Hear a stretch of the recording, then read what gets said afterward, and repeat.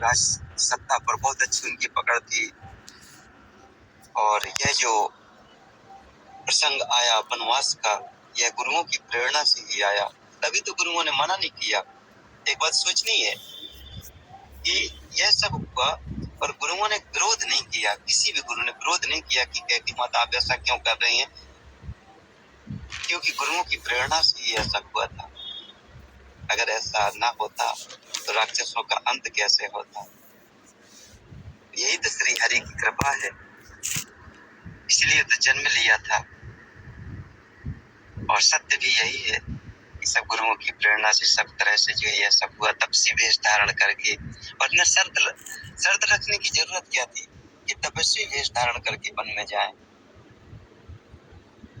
पता है हमारे बहुत कुछ, सब कुछ रखा हुआ है समझने के लिए, बस गहराई से चिंतन नहीं करते तो उस पर जो है समझ नहीं पाते। श्री राम जी ने बिल्कुल विरोध नहीं किया, क्यों? क्योंकि श्री राम जी भी गुरुओं के पास बैठते थे, राजनीति सीखते थे, सब कुछ जानते थे। और श्री राम जी को पता था कि यह गुरु महाराज जी की प्रेरणा से ही यह सब हुआ है, और जिसके लिए अवतार हुआ है राक्षसों का वध करने, राम सिया भेज दे वन में। यह सत्य यही है। इसलिए कभी भी कैकेयी माता जी को कभी भी बुरा भला नहीं कहना चाहिए, कभी नहीं कहना चाहिए। यदि माता जी ऐसा न करती तो रावण का अंत कैसे होता, एक हर दूसरा ये सब दुनियादारी के कचरा कैसे समाप्त होता पृथ्वी से।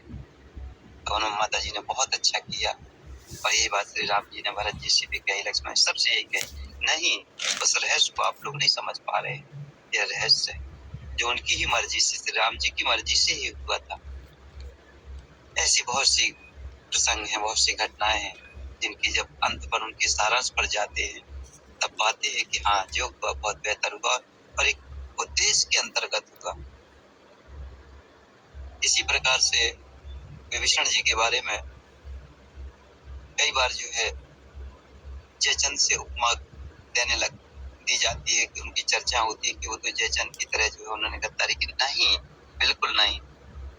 एक बार स्टेज पर बैठे थे तो हमारे एक मित्र हैं पांडे जी, उन्होंने ऐसे कहा था। हमने कहा नहीं पांडे जी रुकिए, यहाँ पर हम आपको रोकेंगे।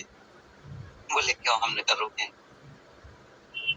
तो विभीषण जी संत थे, सनातनी संत थे, और एक सनातनी संत सत्य का ही साथ देता, चाहे भाई हो चाहे कोई भी हो। जो संत होता है और वो सनातन की परंपराओं के आधार पर ही, उन संस्कृतियों को आधार मानकर ही सत्य का साथ देगा, वह कभी अधर्मी का साथ दे ही नहीं सकता है। इसीलिए विभीषण जी ने बहुत कोशिश की रावण को समझाने की, पर रावण नहीं माना और एक सत्य को दुत्कार दिया। तो अंत तो स्वाभाविक वहीं से प्रारंभ हो गया था। इसी प्रसंग में अंत में जब रावण जो ज्ञान वाली बात आती है, लक्ष्मण जी ज्ञान लेने गए, तो लक्ष्मण जी कोई बहुत बड़ा ज्ञान लेने नहीं गए थे। यहाँ पर भी बहुत सोचने की बात है, चिंतन की बात है। आखिर क्या सीखने गए थे? लक्ष्मण जी को क्या नहीं आता था? सब कुछ तो आता था, वो तो शेषनाग के अवतार है। और राम जी जिनके भाई हो, 24 घंटे जिनके साथ में हो, जिनका हाथ सर पर हो, उनको कौन से ज्ञान की जरूरत थी? और यहाँ पर एक रहस्य छिपा हुआ है। लक्ष्मण जी को इसलिए भेजा श्री राम जी ने कि जाके देखो रावण को ज्ञान अभी तक आया कि नहीं आया, ये जानने के लिए भेजा। रावण को ज्ञान आया कि नहीं आया, अभी अंत समय पर इसको ज्ञान आया कि नहीं आया, जाओ जरा पूछो तो कि रावण तुमको ज्ञान आया कि नहीं आया। तो पहले तो रावण बोला ही नहीं। वही कहते थे कि पैरों की तरफ से, ऐसा पैरों वाली बात नहीं, वो तो सामने से बात सामने से होती है ना। अब कोई व्यक्ति सामने से बात करनी और उसके पीठ पीछे से बात करे तो स्वाभाविक संभव ही नहीं है, ऐसा कैसे हो जाएगा। चर्चाएं विचार विमर्श तो सब सामने से होते हैं। अब लेटा हुआ व्यक्ति है, सर के ऊपर से कोई जाकर के बात करे तो वो तो वैसे ही घायल पड़ा हुआ है, कहाँ से बात करेगा? सामने आएगा आंखों की तब तो दिखाई देगा। तो जब सामने आए तो इसको कह दिया कि रावण के पैरों के नीचे ये सब बहुत कुछ चीजें उल्टी सीधी हैं। लक्ष्मण जी ने पूछा कि रावण अब बताओ, अब तो तुम धराशायी हो गए हो, अब बताओ तुम्हें ज्ञान आया कि नहीं आया, तुम्हारी मृत्यु का कारण क्या है? आखिरी सारांश है। अब रावण चिंता में पड़ गया कि जो है मेरी मृत्यु का कारण समझ तो रहा था कि मेरा भाई ही मृत्यु का कारण है, और उसको वहां पर झिझक लग रही थी कि कैसे कहूं, क्योंकि भाई को लात मार के बाहर निकाला था, धर्म को लात मारी थी। तो बोला मेरा भाई मुझसे दूर हो गया, इसलिए मेरा अंत हो गया। श्री राम जी सुन रहे थे, बोले नहीं, अभी भी इसको ज्ञान नहीं आया, अभी भी इसको ज्ञान नहीं आया। फिर पुनः कहा कि रावण सोचो, आखिर तुम्हारी मृत्यु का कारण क्या है।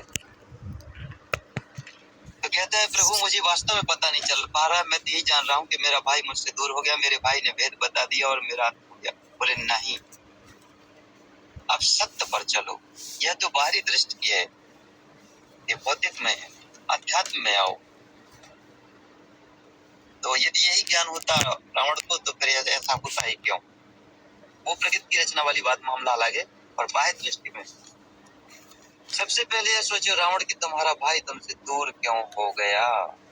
महत्वपूर्ण यह है,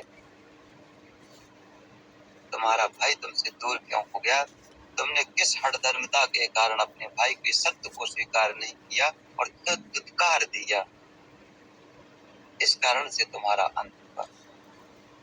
तब ज्ञान आया रावण को, अरे बात तो सही है, विभीषण ने बहुत समझाया लेकिन मैं माना नहीं। बस इसी सार को पकड़ कर चलना पड़ता है, हम आपको सबको जीवन में इसी सार को पकड़ कर चलना है। यदि सत्य कहीं से आता है, जहां से भी आए, सत्य को स्वीकार करना चाहिए, अहंकार में नहीं रहना चाहिए।